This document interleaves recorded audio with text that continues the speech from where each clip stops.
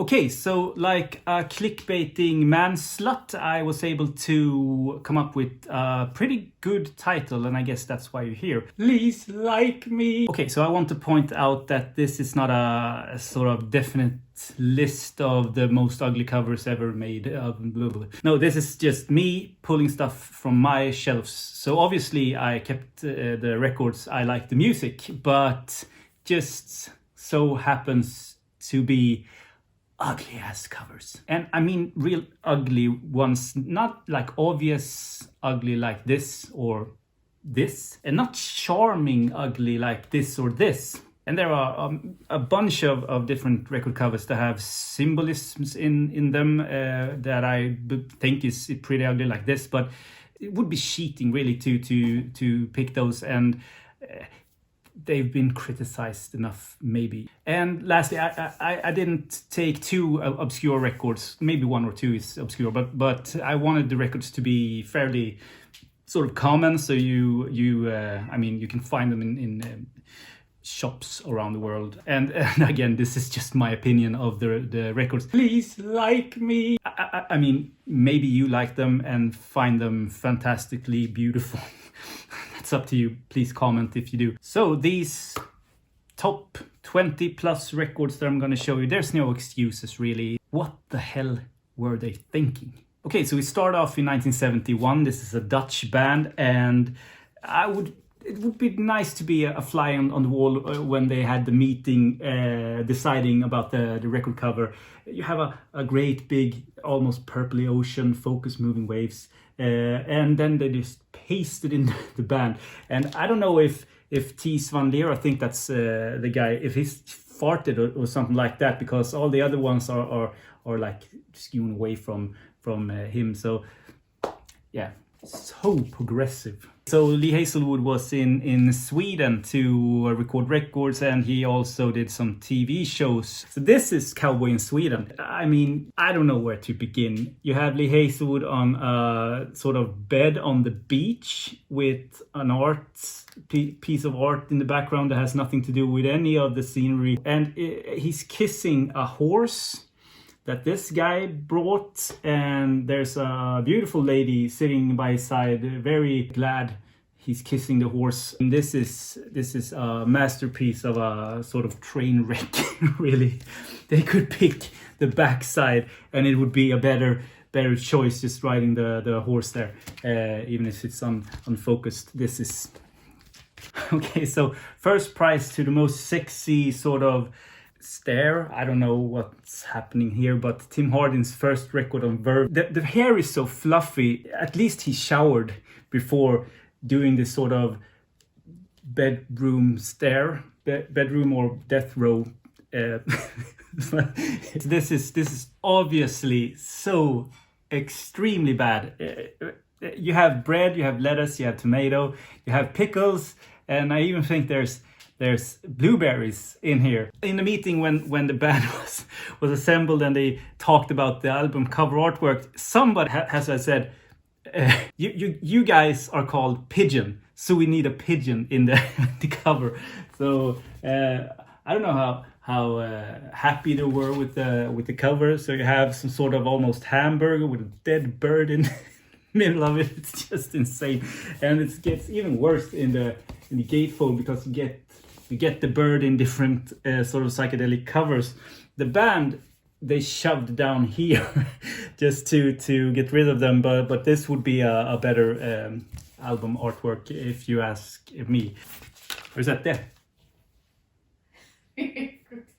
Ja, det är fruktansvärt. I think that a lot of you guys have this, but I can't really understand what they were thinking. Some of the greatest sort of rock voices out there in the 80s, 90s, you have Tom Petty, George Harrison, Jeff Lynne, and Bob Dylan. Traveling Wilburys Volume 3. I think this is ugly because it's so damn dated. All the sort of artwork is extremely dated, back to the late 80s, early 90s. I mean, Bob Dylan didn't even shave for the photo. He refused to take his cap off, and he's not even looking into the camera. All the other ones are looking into the camera. My guess is that he's as involved in this project as Roy Orbison were, and he was dead.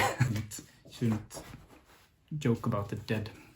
So the only thing that's worse than the Supertramp first record with this hideous painting of a man flower flan, as bad as the painter is painting this, the hairdresser for this guy, I mean, someone got fired after the photo shoot. Bob Hook. In 1974, if you owned this record, you could cut it out and send it in, and you got a piece of land in Wales.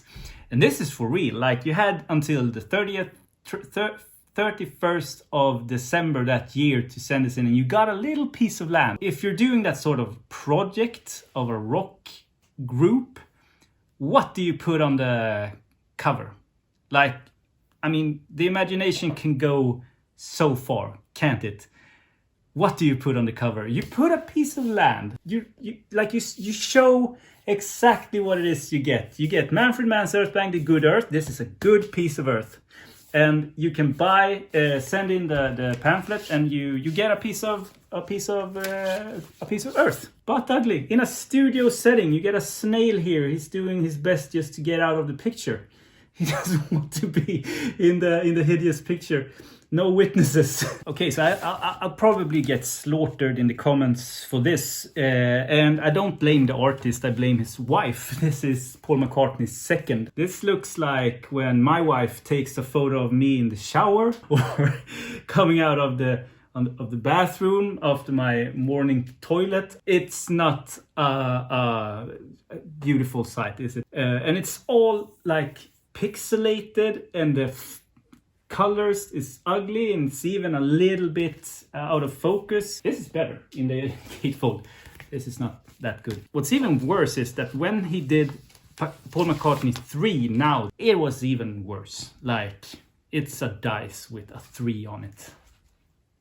Okay, so one of the most influential and the most important psychedelic and rock groups of the 60s, the supergroup of all supergroups, a power trio that came and just revelated the earth. They released some of the best albums really out there of its generation. So what to put on the record cover when you're doing the swan song, the last record, the goodbye? Well, you put a goodbye on it. Goodbye. The wardrobe personnel, I hope they did something else after this, because silver sort of tuxedos. the happiest guy at first you think is Ginger Baker, but it's not. It's Eric Clapton, because if you look down here, he looks really happy in the crotch area, and maybe it's because Ginger Baker is pressing a little bit too hard on the pants there. Okay, so a little bit of a tribute. Chick Corea passed away just 2 days ago, I think, when I'm recording this at least. Terrible shame, really. But also a terrible shame is this cover of Friends. I can't believe that anyone didn't say to Chick, like, are you sure we are putting Smurfs on the cover? I mean, you are this Smurf, he looks pretty good, but I'm the drummer in the band, I'm this Smurf, and he looks like a Muppet, so... Okay, this is actually a pretty good, this is the most obscure record, I think, at least, because it's a Swedish one. This is pretty good, and if you look at it, it's pretty, like, from afar, or a little bit fast, you think it's pretty nice. It's a girl silhouette, and she's like dancing or doing something, and then you look at the crotch.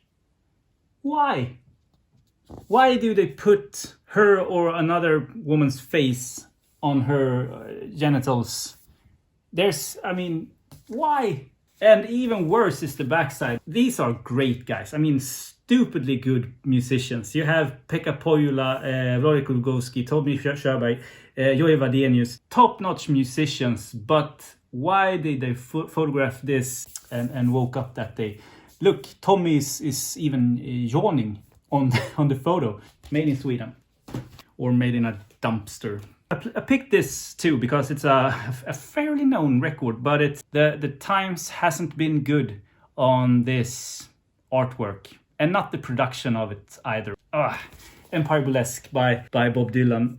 I mean, this jacket was, I guess, popular in the 80s. They even roll up their sleeves there like a true pimp. And the hair has always been a mess. I mean, there's no controlling that hair. This is a professional photo shoot, right? And the sort of graphic design here is hideous nowadays, but it was certainly cool back in the day. But look at the backside. Like, why did they pick this photo? I have no clue. He's closed. He has his eyes closed. He hasn't shaved. He has some sort of like Jamaica wannabe hat on, and they cut out half of the girl. Like, why? I mean, I guess that Bob is the most important person in the photo, but come on, like. Okay, some jazz. This is Don Cherry, John Shikai, Archie Shepp, Don Moore, and J.C. Moses on drums. Fantastic lineup. Recorded in 1963 and released on Storyville Records. And the font of this, I have no complaints on. I think the font is fantastic, but of all the photos that this photographer took, there had to be a better one. I mean, we talk about a moment in time. The only answer I can think of is that he only took one photo the entire evening. The next one is a psychedelic, like, so, this, I'm talking Swedish now. I'm so excited. The next band is a heavy rock kind of outfit.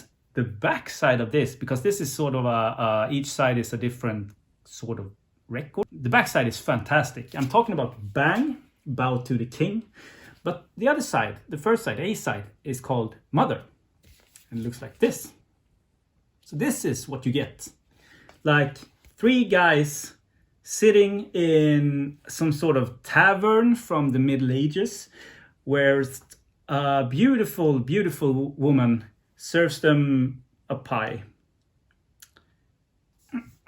Okay, the next one is highly recommended for the music, at least. This is Star Rise with Mix Softly. The inside of the gatefold is fantastic. I don't know if you see that, but he's standing like in a sunset by the beach or something like that, I imagine, with an awesome sort of mysterious robe. Is it a cross or a sword or something like that? Really mysterious. And you have the earth from the moon or something. Really mysterious and sort of soothing the record's kind of qualities. Yeah. So what do they put on the cover? Of course they put Mick Softly lying in his van in a sort of pelt, or I don't know what that's called. In Swedish it's called sovsäck. I mean, it's a sort of a caravan or something like that. And the most artistic thing about the cover artwork is that they cut out the door. Like, look how freaked out and spacey and cool we are. We can cut out the door. Ooh. Sunrise. It's called Sunrise. Starrise. Sunrise. Okay, so the next one is sort of obscurity in even the sort of jazz genre. You have Diani, Tamis, and Fesa, Music for Saba, and the cover talks for itself, doesn't it? First of all, Gianni and Fesa is doing a pretty good job in looking into the camera, because 2 out of 3 is doing that, so I guess that's what the camera dude wants. But Tamis is watching a bird or something like that. He has no sort of, he lost his focus. Let's say that someone thought that this would be the best cover for this music. I don't know, this one, I'm gonna get so much hate out of this, because this is an Andy Warhol painting or design or whatever it's called, but it's an Andy Warhol, but I don't get it. It's just like, it's art because of art, or art for art's sake. I don't get I don't get it. Loved You Live, Rolling Stones, and Mick Jagger is biting a hand, a cartooned hand. And the inside of Gatefold is just the same, but everyone else is biting an ear or a cheek or something like that. don't understand it, really. And I think I'm a pretty tolerable guy when it comes to art directing and design. Once again, the photographer who took this picture, or if he took a bunch of pictures and someone decided on this one, it's just so I'm speechless. I'm really speechless. This is Fickle Pickle's Sinful Skinful, and as you can see, the photographer is taking the photo, but then a pig comes in a way for the photo, like okay, get out of the way, you pig, shoo. And the band decided to pick this one. I think that Hypnosis is a collective of sort of artists, and Storm Thorson is a part of that. Now, I should know this, I don't, but it's Hypnosis have done a lot of fantastic artwork. Some of the absolute best ones. I mean, Dark Side of the Moon, that prism, that's Hypnosis. So when Dave Gilmour wanted to do his first solo record, like, this is important, I guess, because David Gilmour is doing his solo record. He wants it to sell. He wants it to be a big sort of bang. He's breaking out from the Pink Floyd kind of thing, doing his stuff. You want a cover that really, stands out and shows the world how the music sounds. And he lets Hypnosis do the artwork, and this is the result.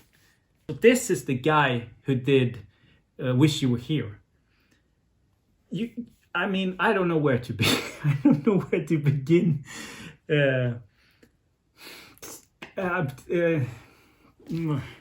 Clark Hutchinson has made one of the best artworks in psych history, in my opinion. I love it, and the font is fantastic, and it's placed in the right spot and everything. I think this is fantastic. So when they are doing their second one, the follow-up to this, what do you do? Well, this is what they did. Retribution. They are stoned out of their minds here. This guy is just realizing that this is the photo shoot. Like, now it's happening. This is the cover photo. This guy is the wild one of them. And how can you tell? Yes, he doesn't have any shoes. Everyone else has shoes, but he doesn't have any shoes.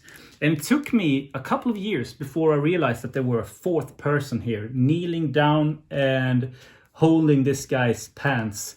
A little bit too much see-through on the pink shirt, but that's not what bothered me about this picture. What's bothering me the most is the sort of man camel toe in the middle of the picture. Not the best day at work for these guys.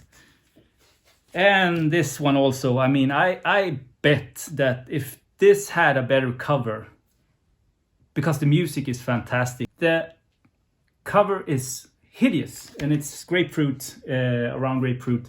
You have a grapefruit because their name is Grapefruit, and you have them around the grapefruit because it's a grapefruit, and you have a cigarette that's burnt halfway for some strange reason on the grapefruit. I don't know if it's a symbol for anything, but I think I'm a pretty intelligent guy, and I can't really understand what that would mean. And the sort of kneeling person spoon here is also a big question mark, really. The guy doing this had one job. Yeah, the next one, this is all over the place. I don't know where to begin. You could argue that there's a lot of colors in this, so when you flip through it in the store, you would probably notice it. Wonder if this is a bass, or is this a bass? Shit, now I'm intrigued.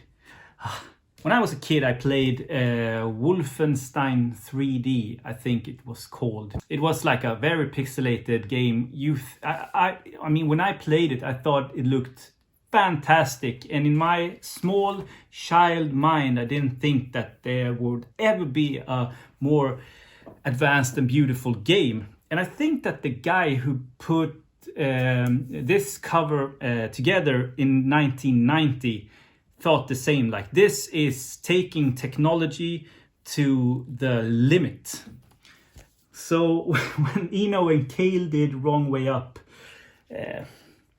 I guess, like, oh, and it's like clip art, and I love this flash down here. That's the best part of the cover. Oh yeah, it's here too. And this is actually the last one. So yeah, you have Mike Oldfield's Tubular Bells, fantastic artwork, like really iconic. And Omadon, which has his face, and it's a beautiful photo of his face, like perfectly lit, and he looks young and he looks like focused.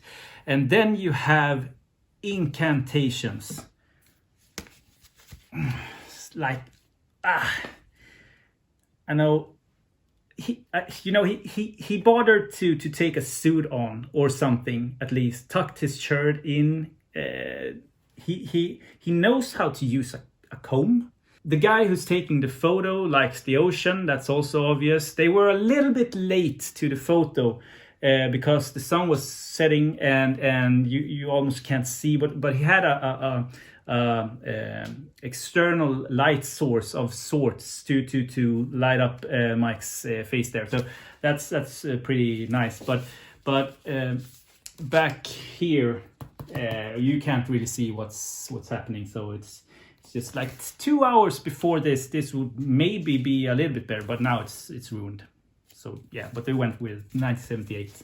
What could you do? This is better. Like, almost, it's still crap, like shit in a basket, but it's still a better photo and artwork than this. So that's it. This is my top 20 plus records, ugliest records in my collection, and I hope you enjoyed it as much as I did. Have a great day, everyone, and don't forget to subscribe and ask me questions down below. Bye.